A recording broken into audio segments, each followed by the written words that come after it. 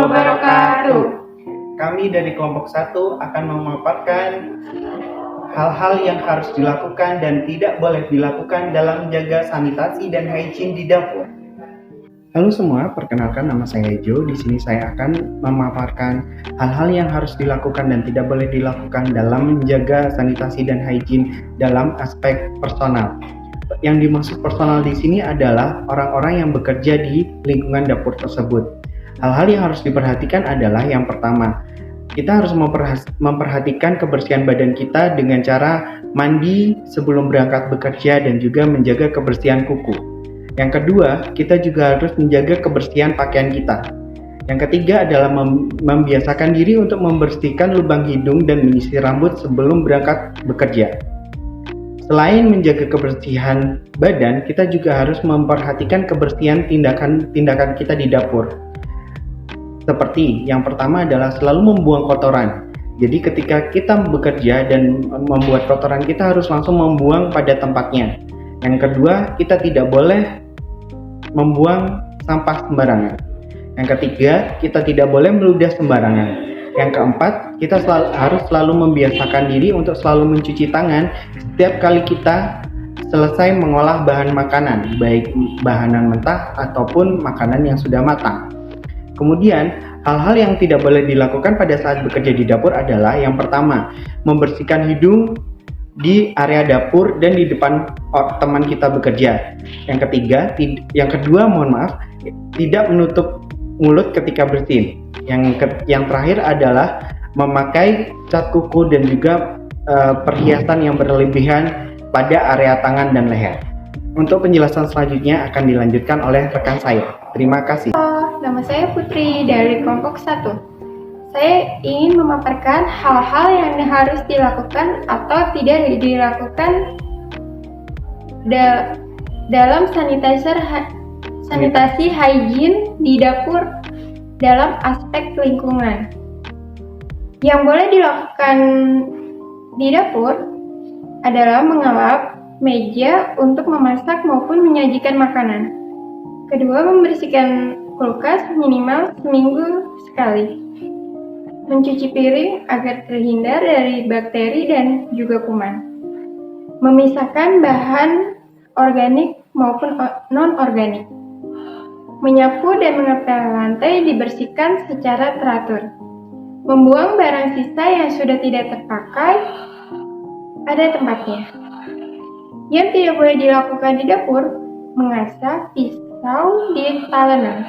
Mencoba menangkap pisau yang terjatuh.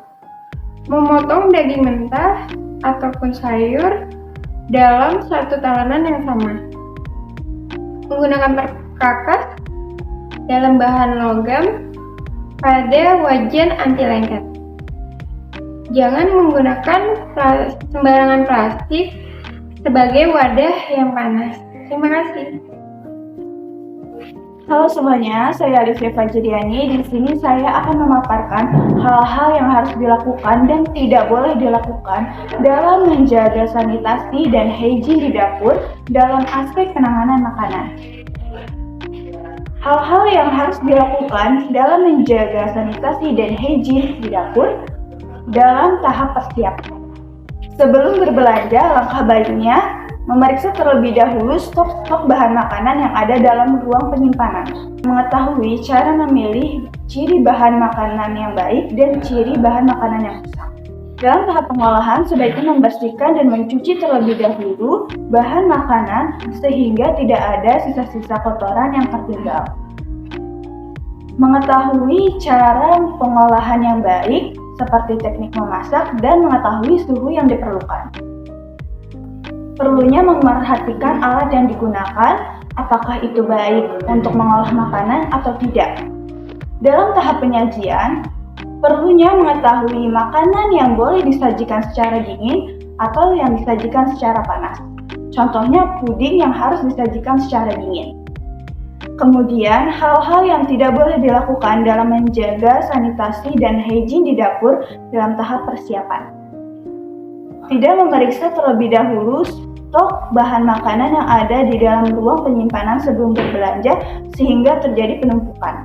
memilih bahan makanan tanpa melihat ciri bahan makanan yang baik dan ciri bahan makanan yang rusak.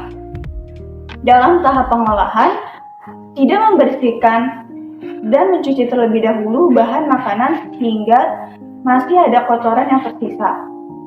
Tidak memperhatikan cara pengolahan seperti teknik memasak dan suhu yang diperlukan. Tidak memerhatikan alat yang digunakan dalam tahap penyajian, tidak memperhatikan makanan yang harus disajikan secara dingin maupun panas.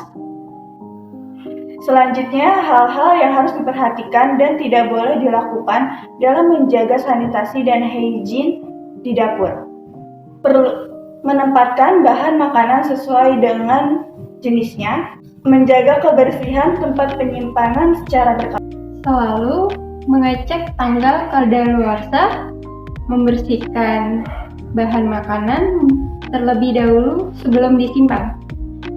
Kemudian, yang tidak boleh dilakukan dalam hal penyimpanan adalah yang pertama, menempatkan bahan secara acak tidak sesuai dengan bahan dan jenisnya.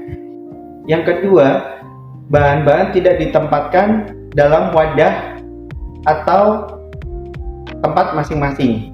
Dan yang terakhir adalah tidak menjaga kebersihan tempat penyimpanan bahan makanan maupun makanan yang telah diolah. Demikian presentasi dari kami. Semoga presentasi kami dalam video ini bermanfaat bagi teman-teman. Terima kasih. Wassalamualaikum warahmatullahi wabarakatuh.